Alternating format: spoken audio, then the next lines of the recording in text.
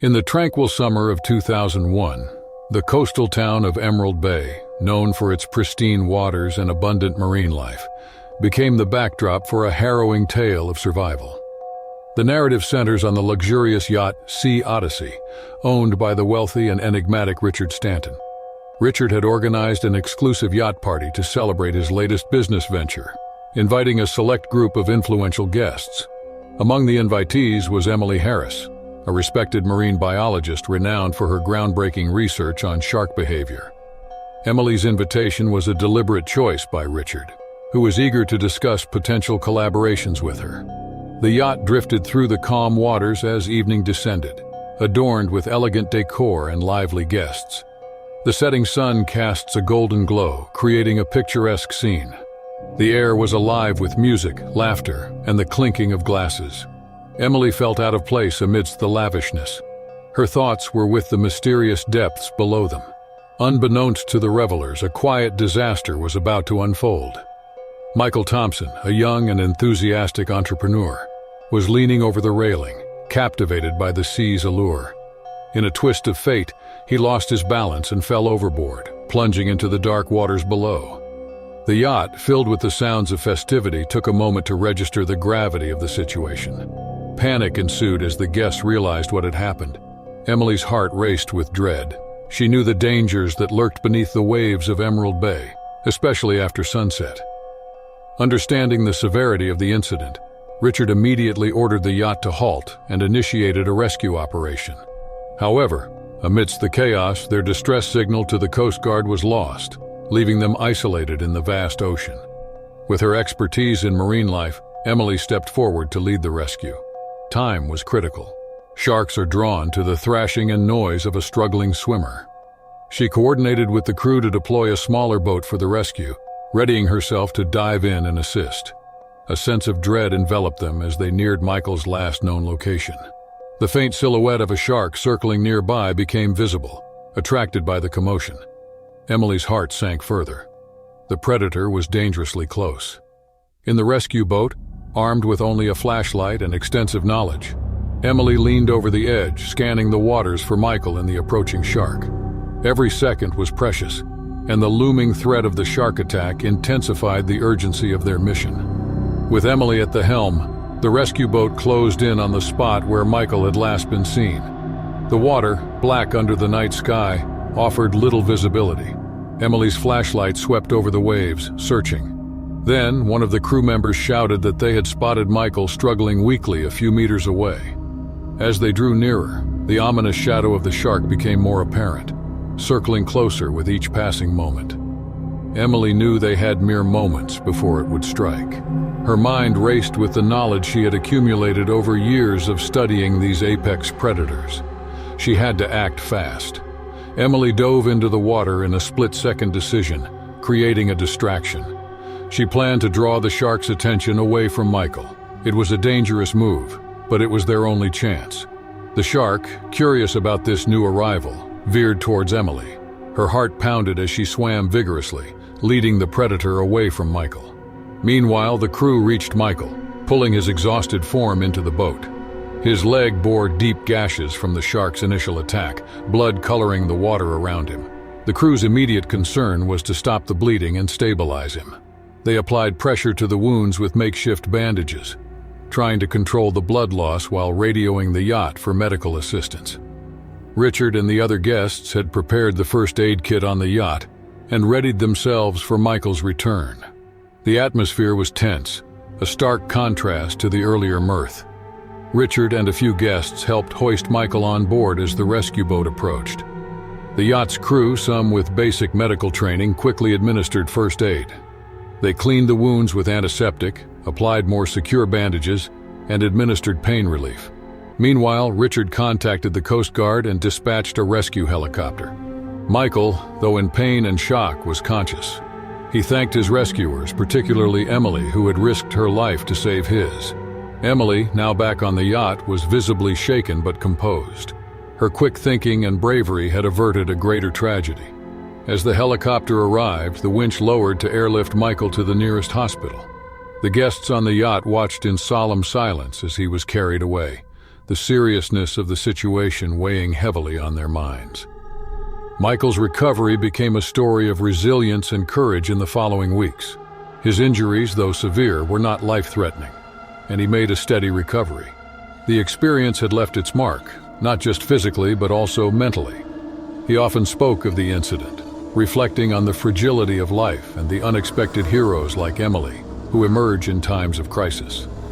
Emily, meanwhile, gained renewed respect among her peers and the public. Her actions that night were a testament to her expertise and bravery. The incident also highlighted the need for better safety measures in recreational water activities and a deeper understanding of the marine environment.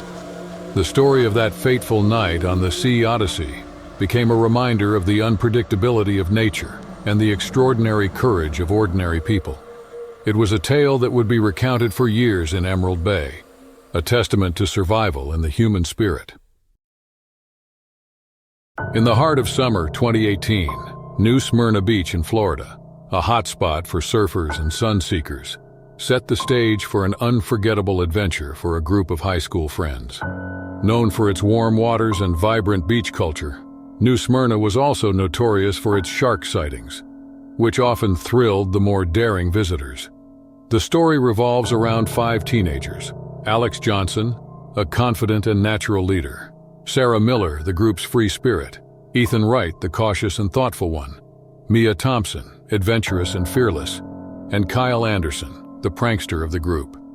They had planned a weekend of beach camping to celebrate their high school graduation, eager to make memories before heading off to college. Their campsite was a small clearing near the beach, hidden from the usual tourist spots. It was the perfect place for them to relax, share stories, and enjoy the starry nights. As the sun set on their first day, the beach transformed into a beautiful canvas of oranges and purples, and the friends gathered around the campfire. The night was warm, the sound of waves soothing, but relaxation soon turned to excitement for these friends. Kyle, ever the instigator, dared the group to go for a midnight swim. Despite Ethan's protests, reminding them of the beach's reputation for sharks, the excitement of the dare was too tempting. After some hesitation, they all agreed, laughing off Ethan's concerns. They ventured into the water, the moon casting a silvery glow. The thrill of the night swim was exhilarating. They splashed and shouted, their laughter echoing along the shoreline, but their joy was short-lived. Suddenly, Mia felt something brush against her leg. At first, she dismissed it as seaweed, but a second, more forceful nudge sent a wave of panic through her. She screamed, alerting the others. Within moments, the group was in a frenzy, scrambling towards the shore. From the beach, Ethan, who had stayed back, saw the commotion and ran towards the water, his heart pounding. As he reached the water's edge, he could make out a dark shape moving swiftly through the water, a shark drawn by the noise and splashing. Alex and Sarah reached safety first, closest to the shore, followed by Kyle, who was panting heavily. Mia, however, was farther out, struggling to keep up. A mere shadow in the moonlit water, the shark circled closer to her. Mia's strokes became frantic as she tried to escape the looming shadow beneath her. The others, now safely on the beach, shouted for her to hurry. Without a second thought, Ethan grabbed a nearby lifebuoy and plunged into the water, driven by fear and determination. The shark, a sleek and powerful predator, was closing in on Mia. Her energy was waning, her kicks slower as panic set in. As the shark neared, Ethan reached her, thrusting the lifebuoy towards her. She grabbed it with a desperate strength she didn't know she had. Ethan's presence in the water diverted the shark's attention. It circled them, its dark fin cutting through the water like a blade. Mia and Ethan, clinging to the lifebuoy, slowly moved back towards the shore, trying not to splash too much to avoid attracting the shark further. Alex, Sarah, and Kyle watched helplessly on the beach, their hearts in their throats. The shark made a sudden, swift move toward Ethan and Mia, its jaws open. In that heart-stopping moment, Ethan pushed Mia away, making himself the closer target. But just as quickly, the shark veered away, disappearing into the depths. The reason for its retreat was soon apparent. The disturbance had attracted the attention of a nearby patrol. A Coast Guard boat, lights flashing, was speeding towards them. Sensing the larger presence, the shark had decided to abandon its pursuit. Exhausted and shaken, Mia and Ethan finally returned to the beach. Their friends rushed to them. Relief and fear mingled in their tearful embraces. The Coast Guard arrived, provided first aid, and checked them for injuries. Miraculously, aside from some cuts and bruises, they were unharmed. The teenagers sat wrapped in blankets, sipping warm drinks provided by the Coast Guard. The officer in charge gave them a stern but relieved lecture on night swimming and the dangers of sharks, especially in a known hotspot like New Smyrna Beach. The incident became a pivotal moment for the group. The rest of the weekend was spent much more quietly, with reflections on the close call they had experienced. The reality of their mortality and the unpredictability of nature had sunk in. Their conversations drifted to plans, dreams, and the promise to always look out for one another, no matter where life took them. Years later, they would often recount the story of their graduation beach camping trip. It started as an adventurous getaway but became a life lesson they would never forget. They spoke of Ethan's bravery, the terror of the shark's shadow in the moonlight, and their newfound respect for the ocean's power. The story of their night at New Smyrna Beach reminded them of the fine line between adventure and recklessness, and the unbreakable bond that their shared experience had forged among them. In the small coastal town of Lefties, West Australia, known for its rugged coastline and thrilling surf spots, a legend had long been whispered among the surfing community. It was about a colossal and untamed wave that appeared only under specific conditions.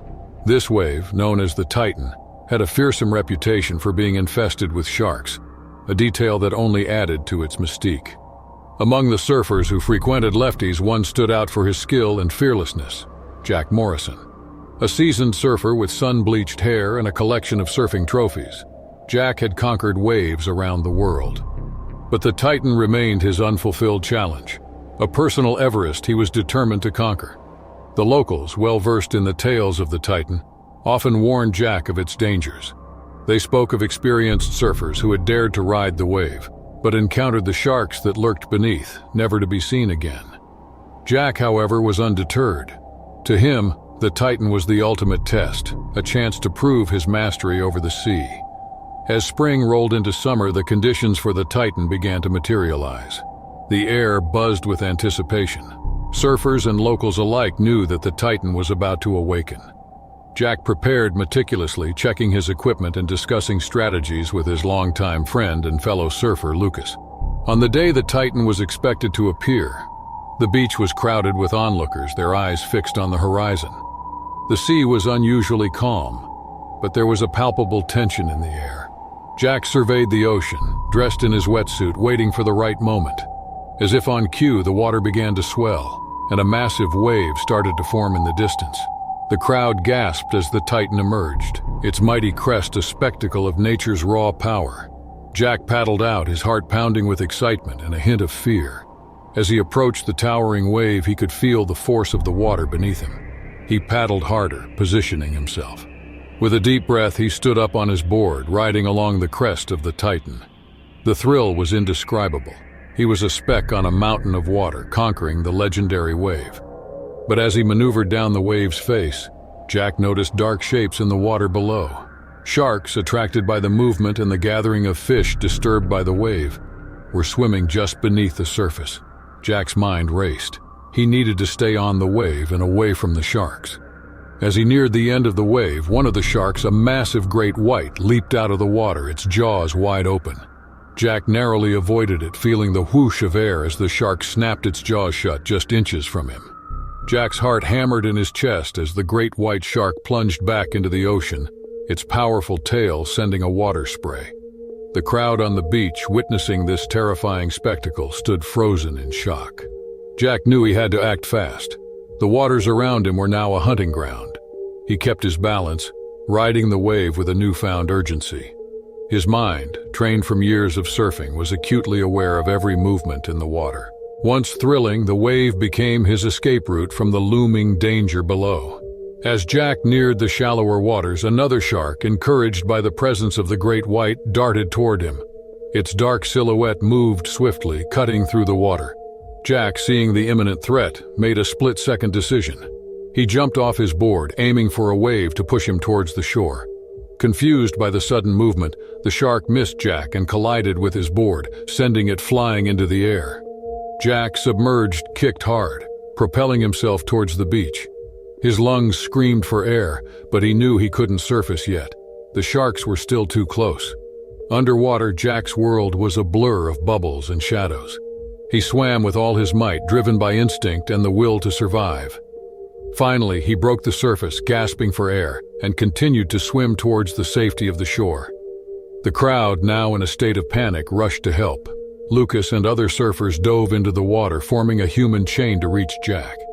They grabbed him as another shark approached, its fins slicing through the water ominously close. Together, they pulled Jack to the beach, where he collapsed, exhausted and shaken but alive. The beach erupted in a mix of cheers and cries of relief. The Coast Guard, alerted by the commotion, arrived swiftly, their boat cutting through the waves to ward off the sharks still circling nearby. Jack lay on the sand, his breathing heavy and eyes staring at the sky. He had ridden the Titan at a cost he hadn't anticipated. The reality of what could have been a fatal encounter settled in. Around him, friends and strangers alike offered comfort and praise for his bravery, but Jack's thoughts were elsewhere. In the days that followed, Jack's encounter with the sharks became the talk of the town. News crews and journalists descended on lefties, eager to capture the story of the surfer who had faced the Titan and survived a shark attack. Jack, however, was introspective, his brush with death having given him a new perspective on life and the ocean. He spoke to the media not about his triumph over the wave, but about respect for nature and the need for caution in the water. His story highlighted shark conservation efforts and the importance of understanding these misunderstood creatures. Jack continued to surf, but he was more cautious, more respectful of the ocean's power. He shared his experience with young surfers, teaching them the thrill of riding waves and the dangers that lurk beneath. The legend of the Titan and Jack's encounter with the sharks became a cautionary tale, a reminder to all who ventured into the waters of lefties. It was a story of adventure, survival, and respect for the natural world, echoing through the surfing community for years. In the bustling marine research community of Long Island, New York, Dr. Ava Simmons, a dedicated marine biologist, embarked on a groundbreaking research project. Her focus was on the behavioral patterns of sharks in the North Atlantic, a study that aimed to demystify these often misunderstood creatures. Ava, known for her fearless approach and innovative methods, believed that close observation in their natural habitat was key to unlocking new insights. In early June 2001, Ava set off to a remote island off the coast of Long Island, a place known for its rich marine life and notably, its diverse shark population. She planned to spend a week on the island, conducting underwater observations using state-of-the-art technology, including drones and underwater cameras. Ava's base camp was a small, weather-beaten cabin on the island's edge, surrounded by the vast expanse of the ocean. She had all the essentials for her stay: research equipment, provisions, and a small boat for her daily excursions. Her only companion was her loyal assistant, Mark, a young marine science graduate eager to learn from one of the best in the field. Ava and Mark ventured into the ocean daily, tracking and observing the sharks from a safe distance. Ava's method was to blend into the environment as much as possible, using a specialized diving suit that mimicked the texture and color of the seabed. Her approach worked. They gathered valuable data, observing the sharks' natural behaviors without disturbing them. However, on the fourth day, something extraordinary happened. While Ava was submerged, a curious great white shark, larger than any she had seen before, approached her.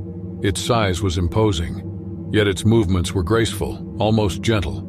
Ava's heart raced. She was both exhilarated and terrified. She knew she had to remain calm. Sudden movements could provoke the shark. The shark circled Ava, its dark eyes seeming to study her. Ava stayed as still as possible, her training telling her that the shark was more curious than aggressive. Watching from the boat, Mark was ready to intervene, but Ava signaled him to stay back. This was a rare opportunity to observe up close. The shark and Ava shared the water for several long minutes, a silent dance of predator and observer. Then, as suddenly as it had appeared, the shark swam away, disappearing into the deep blue. Ava emerged from the water, her heart still pounding, her mind racing with what she had just experienced. Back at the cabin, Ava documented the encounter in her research log that evening. This was more than just a close call. It was a moment of connection, a glimpse into the intelligence and complexity of these magnificent creatures. The following days brought more observations, but none as intense as her encounter with the great white. Ava's respect for these animals deepened, and she felt a renewed sense of purpose in her research. Her findings would contribute to the scientific understanding of sharks and the conservation efforts to protect them. Ava and Mark packed their equipment as the week ended, ready to return to the mainland. Ava looked at the ocean one last time, knowing that this trip had forever changed her perspective. The journey back to Long Island was quiet, with Ava lost in thought, replaying the encounter with the great white shark repeatedly in her mind. It was a moment that blurred the lines between observer and participant, a reminder of how little we truly understand about these creatures of the deep. Ava's findings at the Marine Research Facility stirred excitement among her peers. Her close encounter in particular sparked a flurry of discussions. The footage she captured was unlike anything they had seen before, providing unprecedented insights into shark behavior. But for Ava, the experience had left her with more questions than answers. Driven by her newfound curiosity, Ava dedicated the following months to analyzing the data. She worked tirelessly, piecing together the great white's behavior puzzle. Her research began to suggest something revolutionary, that these sharks might possess a level of curiosity and intelligence that had previously been underestimated. The academic world buzzed with the implications of Ava's research. Invitations to speak at conferences and contribute to prestigious journals poured in. Ava, however, remained focused on her work, knowing that this was just the beginning of a longer journey of discovery. Ava prepared for a return trip to the island as the months turned into a year. This time, her mission was to establish a more permanent research station, allowing for continuous observation and study of the sharks in that region. Now a more experienced researcher under Ava's mentorship, Mark joined her again. The new research station, a blend of technology and sustainability, was a testament to Ava's vision. Equipped with advanced tracking systems, underwater drones, and a dedicated team of researchers, it was a hub of shark research unlike anything that had existed before. Ava's work began to shift the public perception of sharks. She advocated for their conservation through her publications and talks, dispelling the myths and fears that had long surrounded these animals. She emphasized the importance of sharks in the marine ecosystem and the urgent need to protect them. 2 years after her initial encounter, Ava found herself again in the waters off the island, observing a group of great whites. Among them, she recognized the distinctive markings of the shark that had approached her that fateful day. It was a surreal moment, a silent acknowledgement between researcher and subject. Ava's research continued, contributing significantly to the field of marine biology. Her experience with the great white became a cornerstone of her career, a story she often shared to inspire others. It was a tale of respect, discovery, and the endless mysteries of the ocean. Years later, Ava retired, leaving behind a legacy of groundbreaking research and a new generation of marine biologists who continued her work.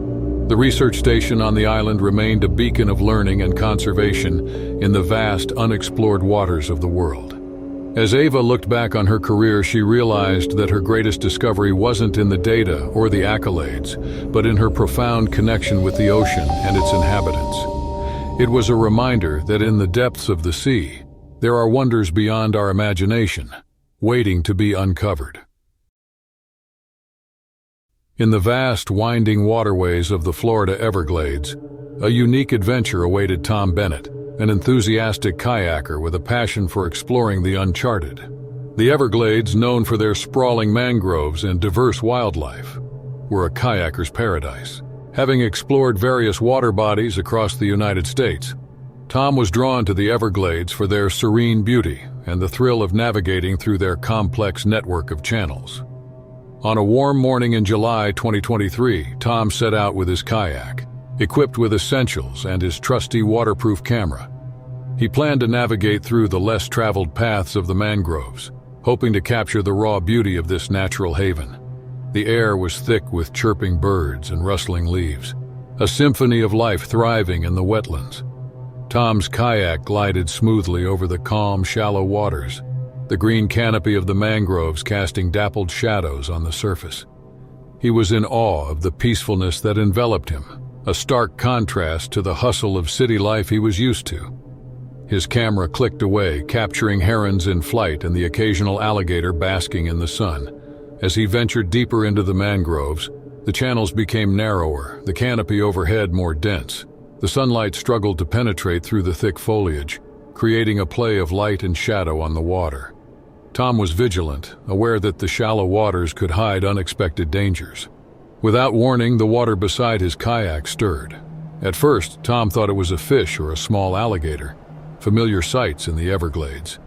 But then he saw a fin cutting through the water gracefully. A chill ran down his spine. It was a bull shark, notorious for its aggression and ability to thrive in salt and freshwater. Tom knew he had to remain calm. Bull sharks were known to be unpredictable, and he had limited options in the confined space of the narrow channel. He stopped paddling, hoping the shark would lose interest and move on. But the shark continued to circle his kayak, its dorsal fin slicing through the murky water. Tom's heart pounded as he slowly reached for his camera. If he was going to have a close encounter with one of nature's most formidable predators, he wanted to document it. He snapped a few photos, his hands trembling slightly. The shark seemed almost curious, its movements deliberate as it inspected the strange object in its territory. For several long minutes, Tom and the shark shared the channel. Tom remained still, avoiding sudden movements that might trigger an attack. He was acutely aware that the kayak offered little protection against the power of a bull shark. Just as suddenly as it had appeared, the shark lost interest and swam away, disappearing into the depths of the mangroves. Tom let out a breath he didn't realize he had been holding. He waited a few moments, ensuring the shark was gone, before he began to paddle again, his strokes cautious and measured. Tom's paddle cut through the water with newfound urgency. The encounter with the bull shark had left him rattled, but he was determined not to let fear overshadow his adventure. He navigated through the winding mangroves, the tranquility of the environment belying the adrenaline still coursing through his veins. As he moved into a broader channel, the sunlight broke through the canopy, casting a warm glow over the water. Tom's eyes scanned the surface, half expecting to see the shark's fin reappear. But all seemed calm, the only movement coming from pelicans diving for fish. Tom's mind replayed the earlier encounter. He knew bull sharks were one of the few shark species that could survive in fresh water, making the Everglades an ideal habitat for them. They were elusive, though, and sightings were rare. Tom felt awe and respect for the creature he had just encountered, a living embodiment of nature's adaptability and strength. Lost in his thoughts, Tom didn't notice the shadow that lurked beneath the water, following his kayak silently. It was the bull shark, its curiosity not yet satisfied. Without warning, the shark surged upwards, its powerful body slamming into the bottom of the kayak. Tom was thrown off balance, his paddle slipping from his hands and clattering against the kayak. Water splashed into the vessel as it rocked violently. The shark's dorsal fin emerged again, circling for another pass. Tom's heart raced. He knew he was in a precarious situation. A capsized kayak would leave him vulnerable in the shark's domain. He scrambled to stabilize the kayak, trying to retrieve his paddle. Encouraged by the commotion, the shark bumped the kayak again, this time with more force. Tom clung to the sides, his knuckles white. He realized he had to get out of the shark's territory. With a deep breath, Tom started to paddle with his hands, steering the kayak towards a nearby bank. The shark followed, its fin cutting through the water at alarming speed. Tom paddled harder, his arms burning with the effort. As he neared the bank, the shark made one final attempt, its jaws snapping close to the kayak's edge. Tom felt the vibration of its powerful bite, a reminder of how close he was to danger. With a few more desperate strokes, he reached the shallow waters near the bank, the bottom of the kayak scraping against the muddy floor. Tom didn't stop until he had dragged the kayak onto solid ground. He collapsed beside it, breathing heavily, his body trembling from the adrenaline and exertion. He was safe, but the reality of what had just happened was sinking in. He had survived a close encounter with one of nature's most efficient predators. As he sat there gathering his strength, Tom's eyes fell on his camera. The photos he had taken earlier would be a testament to his incredible experience. He felt a newfound respect for the natural world and its inhabitants. a reminder of the delicate balance between humans and wildlife. Tom eventually returned to civilization, his story becoming a topic of discussion among the local kayaking and conservation communities. He shared his experience not to incite fear, but to promote understanding and respect for the wildlife of the Everglades, especially its more formidable residents. The story of Tom's encounter in the Everglades spread, a tale of adventure, respect, and the unpredictability of nature.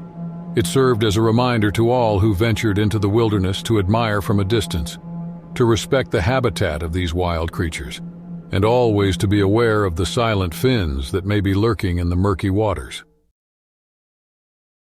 In the heart of the Indian Ocean, the island of Fuvahmulah in the Maldives beckoned with its crystal-clear waters and abundant marine life. It was a paradise for scuba divers, offering a window into an underwater world of vibrant coral reefs and exotic sea creatures. Among those drawn to this underwater haven was Clara Bennett, a young and enthusiastic scuba diver from Canada, eager to explore the depths of Fuvahmulah's renowned dive sites. Clara joined a diving tour led by experienced local guides who knew the waters like the back of their hands. The group consisted of divers of varying experiences, all united by a love for the ocean. For Clara, this trip was more than just a dive. It was a chance to escape the mundane and connect with nature in its most unadulterated form. As they set out on the boat that morning, the sun shone brightly, reflecting off the turquoise water. The air was filled with excitement and a hint of nervous anticipation. The dive site for the day was a famous spot known for its colorful coral gardens and the diverse sea life that inhabited them. Geared up and ready, Clara and the group descended into the water, a world of blue enveloping them. The sight that greeted them was breathtaking, a kaleidoscope of corals in every imaginable color, teeming with fish darting in and out. Clara felt a sense of awe and freedom as she floated weightlessly, taking in the beauty around her. As the group explored the reef, Clara became mesmerized by a school of vibrant parrotfish. Without realizing it, she drifted away from the group, her attention entirely captivated by the scene before her. When she looked up, the other divers were nowhere in sight. A surge of panic hit her. She was alone in the vast ocean. Clara tried to stay calm, reminding herself of the training she had received. She checked her air supply and buoyancy and ascended to a shallower depth to spot the group. But as she turned, she noticed a large, dark shape in the distance. Her heart skipped a beat as she recognized a shark's sleek, unmistakable form silently gliding through the deep water. The shark, a solitary predator, seemed aware of her presence. Clara knew she had to be cautious. Sudden movements could attract its attention. She slowly started to swim back towards where she had last seen her group, keeping an eye on the shark. The shark, however, seemed to be following her. It wasn't aggressive, but its silent stalking was unnerving. Clara's mind raced with thoughts of what to do. She remembered reading about the behavior of sharks and how they often acted out of curiosity rather than aggression. But the distance between her and the shark was closing. She could see its eyes, unblinking and focused. Every second felt like an eternity as Clara navigated through the water, her movements deliberate and controlled. Clara's heart pounded as the shark continued to close the distance between them. She could now see its sleek, powerful body in more detail, its skin a mosaic of scars and marks from its life in the deep. Clara's mind raced with thoughts of escape, but she knew panicking could only worsen things. Now, only a few meters away, the shark seemed to be studying her, its dark eyes giving nothing away. Clara tried to recall everything she had learned about shark behavior. She knew maintaining eye contact and a confident posture could sometimes deter a shark from attacking. But the theory was far different from the reality she was now facing. As the shark made a slow, deliberate circle around her, Clara stayed as still as possible, her eyes locked on the massive creature. She could feel her heart thumping against her ribcage, the sound of her breathing loud in her ears. The world around her seemed to fade away, leaving only her and the shark in this underwater dance. When Clara thought the shark might lose interest, it suddenly turned and swam directly towards her. Its mouth opened, revealing rows of sharp teeth. Clara's training kicked in. She pushed out with her fins and made herself as big as possible, trying to seem less like prey. The shark veered off at the last moment, its rough skin brushing against Clara's wetsuit. The contact sent a jolt of fear through her, but she held her ground. The shark circled back, each passing a test of Clara's resolve. In those tense moments, Clara felt a strange connection to the creature. It was a wild, powerful being, yet there was a sense of intelligence in its actions. She realized that the shark was not attacking but displaying a natural curiosity. Suddenly, the sound of bubbles caught Clara's attention. She glanced to her side and saw the flash of dive lights. Her group, led by the guides, came to her rescue. Relief washed over her as she saw the familiar figures approach. The shark, sensing the arrival of more divers, gave Clara one last look before gracefully descending into the depths, disappearing into the blue. Clara's legs felt weak with relief, and her group quickly surrounded her. The guides checked on her, ensuring she was unharmed. As they ascended to the surface, Clara was silent, processing the encounter she had just experienced. Back on the boat, the group was abuzz with excitement and relief. Clara shared her story, her voice steady but still tinged with disbelief. The guides praised her for handling the situation calmly, noting how rare it was to have such a close encounter with a shark. The rest of the trip was uneventful, but Clara couldn't shake the awe and respect she had gained for the shark. She had faced one of nature's most formidable predators and come away with a story she would never forget. Back home, Clara often recounted her encounter in the Maldives. The experience had changed her, giving her a deeper appreciation for the ocean and its inhabitants. She had come face to face with a creature many feared, and instead of terror, she found a profound respect for the balance of life in the ocean. The story of Clara's encounter became a reminder of the beauty and mystery of the underwater world, a tale of respect, courage, and the delicate coexistence of humans and nature in the vast blue wilderness.